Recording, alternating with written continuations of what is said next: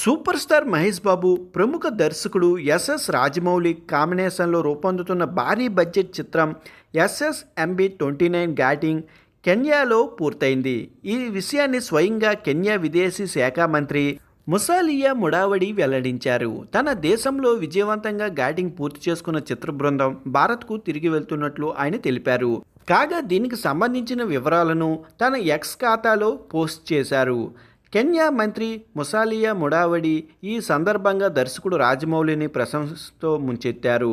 ప్రపంచంలోని గొప్ప దర్శకుల్లో ఒకరైన రాజమౌళి, ఆయన బృందం గత 2 వారాలుగా కెన్యాలో చిత్రీకరణ జరిపారని, ఆసియాలో అతిపెద్ద నిర్మాణ సంస్థ తమ దేశంలో ఘాటింగ్ చేయడం తమకు గర్వకారణమని పేర్కొన్నారు.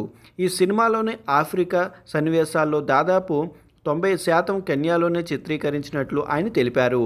దీని ద్వారా తమ దేశ అందాలను ప్రపంచానికి చాటి చెప్పే గొప్ప అవకాశం దొరికిందని ఆయన ఆనందం వ్యక్తం చేశారు. ప్రతిష్టాత్మకంగా తెరకెక్కుతున్న ఈ సినిమాలో మహేష్ బాబు సరసన బాలీవుడ్ నటి ప్రియాంక చోప్రా నటిస్తుండగా, మలయాళం స్టార్ పృథ్వీరాజ్ సుకుమారన్ ఒక ముఖ్యమైన పాత్రలో కనిపిస్తున్నారు. రాజమౌళి మార్క్ యాక్షన్ అడ్వెంచర్ ఈ సినిమాకి రూపొందిస్తున్నట్లు తెలుస్తుంది. అంతేకాకుండా మహేష్ బాబు రాజమౌళి కాంబినేషన్లో వస్తున్న తొలి సినిమా కావడంతో దీనిపై భారీ అంచనాలే నెలకొన్నాయి.